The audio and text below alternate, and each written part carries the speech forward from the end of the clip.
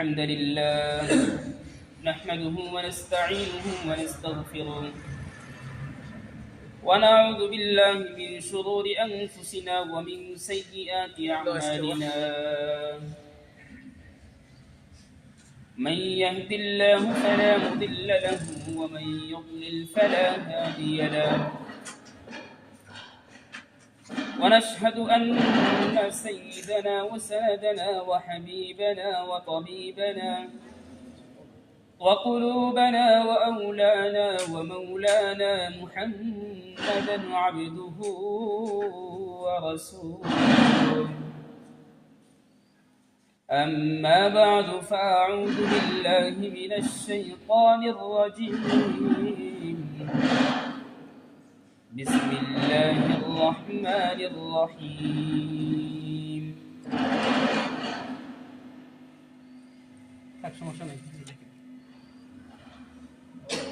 قال الله تعالى في كلامه المجيد والفرقان الحميد إن عدة الشهور عند الله 12 شهرا في كتاب الله وقال رسول الله صلى الله عليه وسلم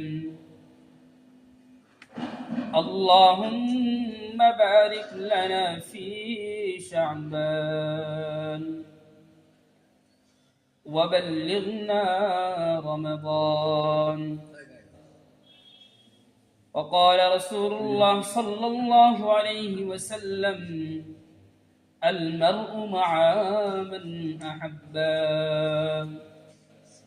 آمنت بالله وصدق الله وصدق رسوله النبي الأمي الكريم ونحن على ذلك لمن الشاهدين والشاكرين والحمد لله رب العالمين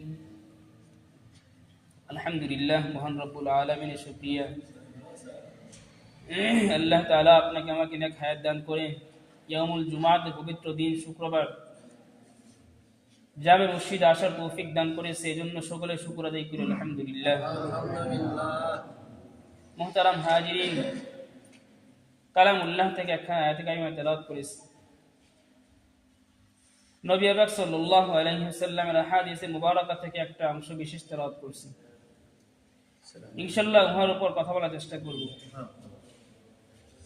তো এই মাসটা চলতেছে হচ্ছে রজব মাস আরবি মাসের মধ্যে আল্লাহ তাআলা কিছু মাসকে এমন ভাবে সম্মানিত করেছে যেরকম ভাবে আল্লাহ তাআলা বান্দার মধ্যে কিছু কিছু বান্দাকে সম্মানিত করে থাকে হাদিসের মধ্যে আসছে আল্লাহ নবী বলেন কোন ব্যক্তি যদি আবেদ হয় অনেক ইবাদত গুজার হয় ইবাদতকারী ব্যক্তি যদি এত পরিমাণ ইবাদত করে যার পরে কোনো ইবাদত হয় না এই আবেদ ব্যক্তি একজন আদনা আলেম অর্থাৎ একজন আলেম কোনো আমল করে না এই আবেদের চেয়ে হাজার হাজার গুণ বেহতর হচ্ছে সেই আলেম অনুরূপ ভাবে আল্লাহ তাআলার ইয়াউমুল মাস শাহর যেগুলো আছে মাস যেগুলো আছে এই মাসগুলোর মধ্যে কিছু মাসকে আল্লাহ তাআলা সম্মানিত করেছে তো সেই আরবি মাসগুলোর মধ্যে কি কি সম্মানী মাস করছে আল্লাহ তাআলা 4টা মাসকে আল্লাহ তাআলা খুব সম্মানিত করছে আল্লাহ তাআলার নিকট গণনায় অনেক মাকবুলিয়াত এই 4টে মাস একটা মাস হচ্ছে রজব মাস যেটা বর্তমানে চলতেছে রজব মাসের হয়তোবা 10 তারিখ আজকে এই 10 তারিখের মধ্য দিয়ে যে তারিখগুলো যাইতেছে একের পর এক দিন যাইতেছে আর আমরা মুসলিম জাতির জন্য গনিমতের সময় তত নিকটবর্তী হইতেছে সেটা কি রজব মাস শাবান মাস রমাদানুল মুবারক এগুলো মুমিনের জন্য খুব গুরুত্বপূর্ণ সময় খুব এমন এক মৌকা অন্যান্য মাস ইবাদত করলে যেরকম সওয়াব এই মাসে ইবাদত করলে তার চেয়ে বেশি সওয়াব কেন এটা আল্লাহ তাআলার নিকট খুব সম্মানিত মাস এইজন্য সওয়াব রব্বে করিম আল্লাহ তাআলা আপনাকে আমাকে 4টি মাস সম্মানিত করে দান করেছে। 4টা মাস কি? আল্লাহ নবী হাদিসে বলেন, আল্লাহ তাআলা মুমিনদের জন্য 4টি মাস সম্মানিত করছে। আরবি মাসের প্রথম মাস হচ্ছে মুহররম। আল্লাহ তাআলা মুমিনের জন্য মুহররম মাসকে সম্মানিত করছে। তারপর আল্লাহ নবী বলেন, রজব মাসকে আল্লাহ তাআলা সম্মানিত করছে, কারণ এই রজব মাসে এমন এক কাজ সংগঠিত হয়েছে যেই কাজের মাধ্যমে আমার আপনার রাসূল সাইয়্যিদুনা মুহাম্মদুর রাসূলুল্লাহ সাল্লাল্লাহু আলাইহি ওয়াসাল্লামের সাথে আল্লাহ তাআলা মুলাকাত হয়েছে। আল্লাহ তাআলা আপনার আমার জন্য আরো 2টি মাস সম্মানিত করে রাখছে। আরবি মাসের শেষের 2 মাস জিলকাদা, জিলহজ্জা, এই 4টি মাসকে আল্লাহ তাআলা খুব সম্মানিত করেছে। প্রতিটা মাসের সাথে বৈশিষ্ট্য মণ্ডিত আছে। মুহররম মাস অন্য অন্য মাসের চেয়ে কেন উত্তম? কারণ এই মুহররম মাসের মধ্যে অনেক আম্বিয়া আলাইহিস সালাম এবং সাহাবা আজমাইনদেরও অনেক স্মরণীয় ঘটনা আছে। সম্বলিত একটা মাস এই মুহররম মাসটা। মুসা আলাইহিস সালামের যে ফেরাউনের দাওয়া হয়েছিল, সেই মাসটাও সেই মুহররম ছিল। মুহররমের পরে যে মাসটা আসতেছে 2 নাম্বার, সেটা হচ্ছে রজব মাস। যখন এই মাসটা চলতেছে, রজব মাসের মধ্যে সম্মানিত হওয়ার কারণ একটা ইল্লত বলা হয়, আল্লাহ তাআলা এই মাসের মধ্যে মেরাজের যে ওয়াকিআত ঘটনা হয়েছে, সবে মেরাজের ঘটনা এই মাসটার মধ্যে অন্তর্ভুক্ত করছে। এজন্য একটা এই মাসটা সম্মানিত। মেরাজের ঘটনা তো অনেক মাশহুর ঘটনা, প্রসিদ্ধ ঘটনা। কারণ মেরাজের মধ্য দিয়ে আল্লাহ তাআলা আপনার আমার পয়গম্বরকে আল্লাহ তাআলা তাসদীক করেছে, সত্যায়ন করেছে। কেমন সত্যায়ন করেছে? আল্লাহ তাআলা আপনার আমার পয়গম্বর সাইয়্যিদুনা রাসূলুল্লাহ মুহাম্মদুর রাসূলুল্লাহ সাল্লাল্লাহু আলাইহি ওয়াসাল্লামকে সত্যায়ন করেছে। আল্লাহ তাআলা নবী মুহাম্মদুর রাসূলুল্লাহকে বাইতুল্লাহ থেকে বাইতুল মাকদিস থেকে আল্লাহ তাআলা আরশে আজিমের ডেকে রয়েছে, বুরাক দিয়ে নিয়ে গেছে। সূরা বানি ইসরাঈলের মধ্যে আল্লাহ তাআলা বলেন, সুবহানাল্লাযী আসরা বিআবদি। ইসরা আর মিরাজ, রাতের ভ্রমণ যেটা আল্লাহ নবী করছেন, সেই ভ্রমণটাকে আল্লাহ তাআলা আপনার আমার পয়গম্বরের জন্য সত্যায়ন স্বরূপ আল্লাহ তাআলা কালামুল্লাহর মধ্যে দিয়েছেন। আসরা বিআবদি, আল্লাহ তাআলা নবী তার বান্দা দিয়ে আল্লাহ তাআলা ইসরা করছে, মেরাজ করছেন। উর্দু জগতে আল্লাহ তাআলা টেনে নিছেন বুরাক দিয়ে।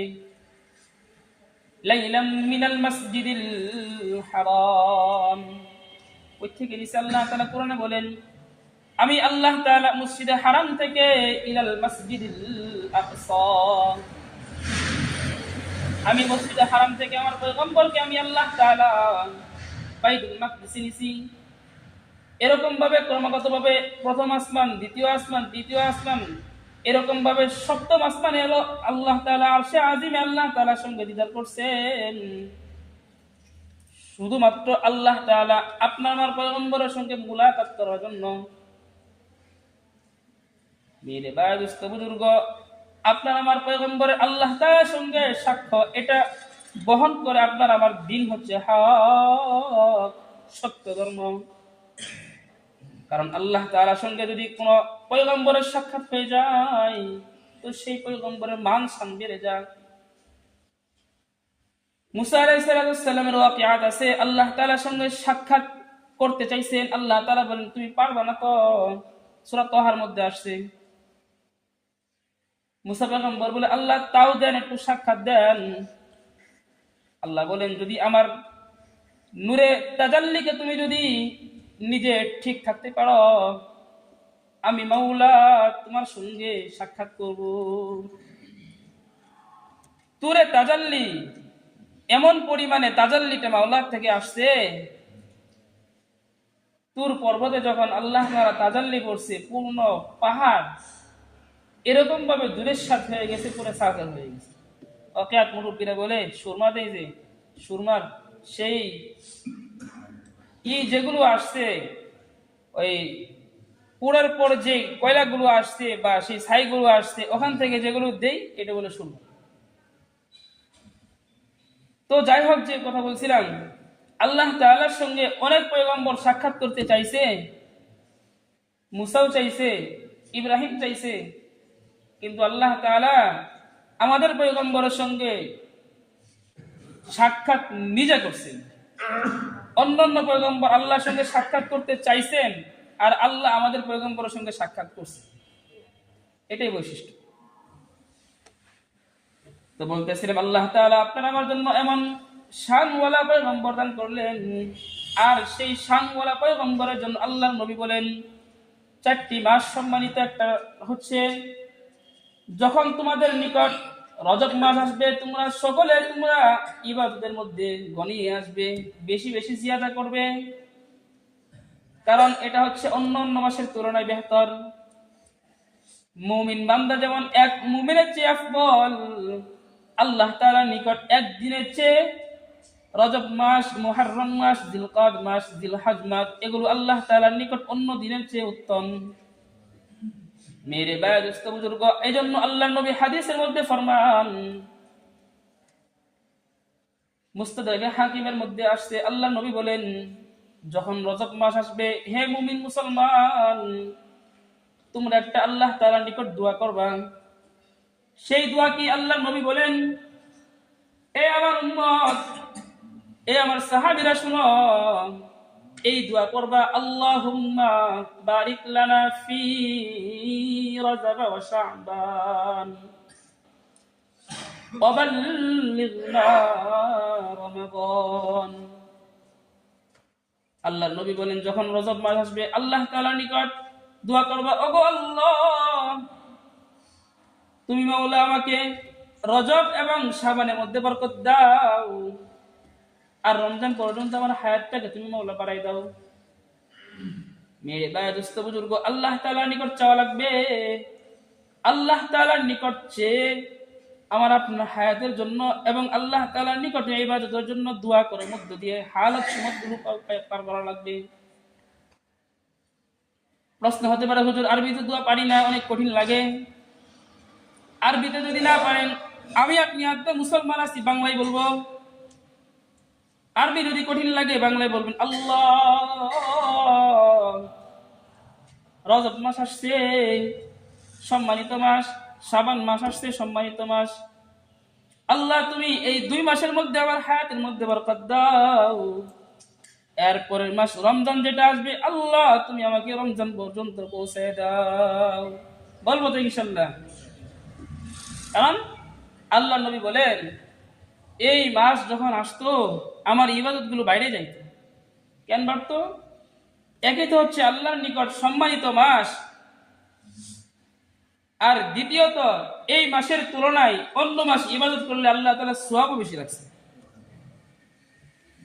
একটা ভ্রান্ত আকীদা আছে আমাদের সমাজে, সেটা হচ্ছে শবে মেরাজ, শবে বরাত এই সময় যখন আসে, মুসলিম উম্মাহ আমরা সেই হালুয়ার রুটির জন্য, বন্টনের জন্য পিছনে ঘুরে যাই। শুধু তা না, এখন তো অনেক চটি বই বের হয়েছে, বাজারে কিনে পাওয়া যায়। মাকসুদুল মুমিনিন বা নিয়ামুল কোরআন অনেকের গড়া আছে, আদিকালের বই। এগুলোর মধ্যে অনেক জাল রেওয়ায়াত আসছে, যেগুলো কোনো ভিত্তি নাই, হাদিসের মধ্যে নাই, কোরআনেও আসে নাই। একটা রেওয়ায়াত বলি, দুর্বল রেওয়ায়াত বলি, মাকসুদুল মুমিনের মধ্যে আসে। সেটা হচ্ছে, কোনো ব্যক্তি যদি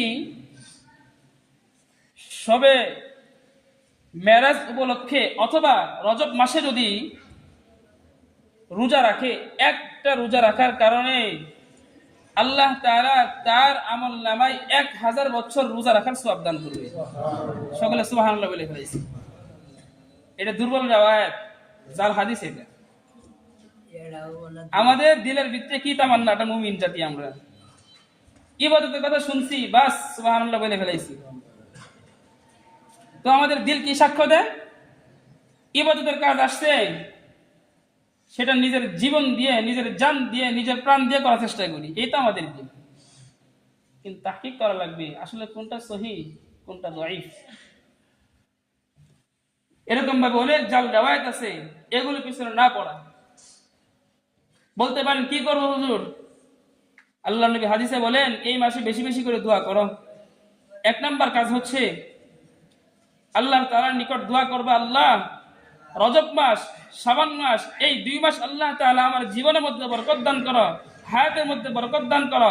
রমজান মাস আসার আগে তুমি মাওলা আমার হায়াতকে বৃদ্ধি করে দাও, এই দোয়া করা।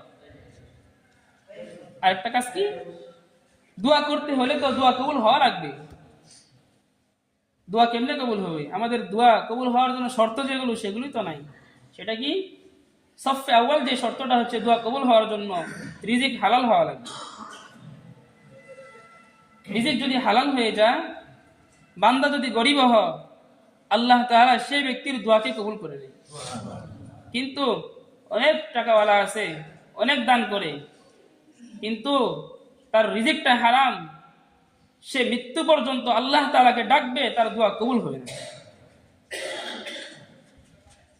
কিন্তু আল্লাহ তাআলাকে ডাকলে কবুল হবে, একটা রিওয়ায়াত বলি, সেটা হচ্ছে আল্লাহকে, কিছুদিন আগে বলছিলাম, আল্লাহকে ডাকলে আল্লাহ বান্দাকে ফেলে দেয় না। গত সপ্তাহে বলছিলাম 2 ব্যক্তির ওয়াকিয়াত বলছিলাম। আল্লাহর প্রতি রহম দিল হয়ে বান্দা তাকায় আছে, আল্লাহ তাআলা সে উসিলে মাফ করে দিছে। আমি আপনি ইমানদার হওয়া সত্ত্বেও যখন গুনাহগার করছি, হারাম মাল খাইছি এবং নিজের মালের মধ্যে হারাম ঢুকে নিজের পেট বাতিল করে দিছি, দোয়া করি কবুল হয় না, কিন্তু আমার দোয়াটা ফেরত যাব না। আখিরাতের ময়দানে যদি আমি বান্দা যদি আল্লাহ তাআলা আদালত দেয়, আল্লাহ মাফ করতে পারে। কিন্তু হাল জামানায় দুনিয়াতে যদি আমার দোয়া কবুল করাইতে চাই, প্রথম শর্ত হচ্ছে আমার রিজিককে হালাল করা লাগবে। কারণ রিজিক হালাল করতে তো আমরা পেরেশানি না। কারণ পেরেশানি তো ওই সমস্ত ব্যক্তি যাদের দিলের ভিতরে ঈমান টকবক করে, তারা খুব ইহতিয়াত করে, সতর্ক করে, সতর্কতার সাথে কোনো কিছু যদি জিজ্ঞাসাবাদ করে খায়, কোনটা হালাল কোনটা হারাম এগুলো তমিজ করে, পার্থক্য করে। আজ আমরা মুসলিম জাতির এমন হালাত হয়েছে, হালাল হোক হারাম হোক, সুদ হোক ঘুষ হোক, জিনার টাকা হোক, চুরির টাকা হোক, লুটতারাজের টাকা হোক, সব নিয়ে আসো, সব খাবো, এটা আমাদের হালাত। কিন্তু আমাদের দিল যদি এমন দিল থাকে, এই দিল নিয়ে যদি দোয়া করি, আল্লাহ তো কবুল করবে না। কি করা লাগবে? প্রথম দোয়া করার জন্য শর্ত হচ্ছে রিজিককে হালাল করে নেবে। রমজান মাস আসতেছে, ইবাদতের মওকা বেড়ে যাবে। মুমিনের জন্য তার আমলের পাল্লাটাকে বাড়ি করার জন্য আল্লাহ তাআলা রমজান মাস দিতেছে, তার জন্য প্রস্তুতি নেওয়া লাগবে, নিজেকে কবুল করানো লাগবে, নিজের আমল নামায় যেগুলো গুনাহ আছে সেগুলো পাক করা লাগবে, সাফ করা লাগবে, যেন আমার আমল নামায় যেন কোনো গুনাহ যেন না থাকে। চুরির গুনাহ আছে, আল্লাহর কাছে মাফ চাবো। জিনার গুনাহ আছে, আল্লাহর কাছে মাফ চাবো। সুদ খাইছি, গুনাহ করছি, আল্লাহর কাছে মাফ চাবো, আল্লাহ মাফ করে দিন। সব গুনাহ থেকে মুমিনের কাজ হচ্ছে গুনাহ থেকে একদম পবিত্র হওয়া লাগবে। দ্বিতীয়ত যে কাজ, পবিত্র হওয়ার পর আল্লাহ তাআলার নিকট দোয়া করব, আল্লাহ পিছনে যেগুলো ভুল করছি, অপরাধ করছি, গুনাহ করছি, তোমার হুকুম মানি নাই, আল্লাহ মাফ চাইতেছি, তওবা করতেছি, তোমার আর কোন হুকুম লঙ্ঘন করব না, এরকম ওয়াদা করা লাগবে। তৃতীয়ত কাজ মুমিনের জন্য হচ্ছে এখন থেকেই প্র্যাকটিক্যাল ভাবে আমল শুরু করা লাগবে। আমাদের শয়তান একটা ধোঁকা দেয়, আজকে না কাল সকাল থেকে ফজর থেকে ইনশাআল্লাহ ভালো করে নামাজ শুরু করে দিব। যেহেতু ফজরের পর যখন গাছতে যখন যা, ভাই তুমি নামাজটা তো বললা না, না ইনশাআল্লাহ জোহর থেকে যাব। জোহরে যখন বলা হয় ইনশাআল্লাহ আসরে যাব। এরপরে রক্তে দোহাই দিতে দিতে আমাদের জীবনের হায়াত চলে যায়। এজন্য তৃতীয় কাজ যেটা হচ্ছে, আমাদের এখন থেকে টার্গেট থাকবে আল্লাহর হুকুম যেগুলো আছে, 5 ওয়াক্ত নামাজের হুকুম যেগুলো আছে, আল্লাহর পক্ষ থেকে যেগুলো আদেশ আসছে, প্রত্যেকটা আমি এখন থেকে শুরু করব, এরকম পাক্কা ওয়াদা করা লাগবে। করা যাবে তো ইনশাআল্লাহ? 4 নম্বর একটা কথা বলবো, 4 নম্বর কাজ হচ্ছে আপনি আপনার পরিবার সমস্ত আহালদেরকে নিজ জিম্মাদার হয়ে যাবেন। কেন? এজন্য জিম্মাদার হবেন, নিজে বাঁচলেন, নিজে গুনাহ থেকে বাঁচলেন, নিজে 5 ওয়াক্ত নামাজ পড়লেন, আপনার পরিবার ঠিক নাই, তো নামাজের দাম আছে তো নাকি? মসজিদে আসছেন, আপনার বাড়ি আলি রাস্তা দিয়ে ঘুরতেছে, সবার মুখ দেখাইতেছে, অথবা আপনার মেয়ে বগাটা ছেলের সাথে অন্য সম্পর্ক, এরকম একটা হালত যদি থাকে, মসজিদে জীবন ভর কপাল ঠেকাবো, সেজদা করব, দাড়িটা পাকাই ফেলবো, কিন্তু আমার আপনার মুমিনের দাম আল্লাহ তাআলার নিকট ওরকম পরিমাণ নাই যেরকম মুকাম্মাল ইমানদারের যেরকম দাম আছে, দায়ুস হয়ে যাবে। এই জন্য ভাই হুজুরকে 4টে রিকোয়েস্ট রাখলাম। রজব মাস শুরু হয়ে গেছে, আমার আপনার ইমানের আমলের মাওকা মুহাসাবা এখন থেকে শুরু হয়ে যাবে। কারণ মুমিন তো তার আমল নিয়ে, মুমিন তো তার ইমান নিয়ে, মুমিন তো তার জীবনের হিসাব নিয়ে সবসময় ব্যস্ত থাকবে। সংসার করবেন, ব্যবসা করবেন, চাকরি বাকরি করবেন, সব করবেন, এটা জরুরত, এটা আসল জিনিস না। আসল আখিরাত, দুনিয়া জরুরত। যদি আপনি যদি দুনিয়াকে আসল বানিয়ে নেই, আখিরাতকে জরুরত বানিয়ে নেই, তাহলে সপ্তাহে একদিন শুধু জুমার নামাজে আসবে। আর যদি আখিরাতকে আসল বানিয়ে নেই আর দুনিয়াকে জরুরত বানিয়ে নেই, তাহলে আমি আর আপনি 5 ওয়াক্ত নামাজ মসজিদে আসতে পারবো না, এসে আসতে পারবো। এই জন্য ভাই বুজুর্গ, রজব মাস চলতেছে, আমল নামা বেশি বেশি আমল শুরু করব, আল্লাহ তাআলার নিকট বেশি বেশি দোয়া করব। কি দোয়া করব? সকলে আরবি দোয়া পড়ি আমার সাথে একবার, সকলে বলি আল্লাহুম্মা বারিক লানা ফি রজবা ওয়া শাবান ওয়া বাল্লিগনা রমাদান। অর্থ বলছি, অর্থ কি? হে আল্লাহ, আপনি আমাদের রজব এবং শাবান মাসে বরকত দান করেন, এবং আল্লাহ তাআলা আপনি আমাদের রমজান পর্যন্ত হায়াত বৃদ্ধি করে দেন। কেউ যদি আরবি না পারি, বাংলাই বলবো, আল্লাহ রজব শাবানের এই সময়টাকে আল্লাহ তাআলা আপনি আমার জীবনের মধ্যে বরকত দান করেন, এবং রমজানের যে সময়টা আসতেছে আল্লাহ একটু হায়াতটা বাড়াই দেন। আল্লাহ তাআলা তাকুদের সাথে মিনতের সাথে দোয়া করবো ইনশাআল্লাহ। আল্লাহ তাআলা আপনাকে আমাকে সকলকে বেশি বেশি আমল করার তৌফিক দান করুন। সকলে